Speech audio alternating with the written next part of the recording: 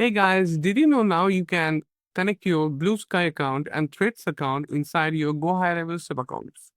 Now let me show you how to do so. Click on settings first, then scroll down from the left menu and go to labs. Now you know that all the beta programs for dedicated to sub accounts are always in the labs. So you can enable new features every week as GoHighLevel is publishing them. Now scroll down and you'll find a lot of them new ones. Like you can see here, we have something like wait. So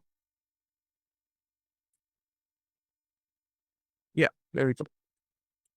So here we have Blue Sky and Threads integration. You have to enable this. Right now it is in beta. It says that it will be going live by 12th October. But you can always come to this uh, labs section to see all the latest features, the features that are coming in future. So now, as I have enabled that, I'll go to marketing. And you see that it shows that connect the social panel with threads.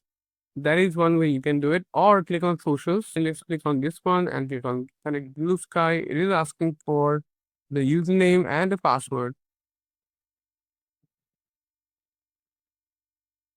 Now it shows that you can connect this account. So I click on add here.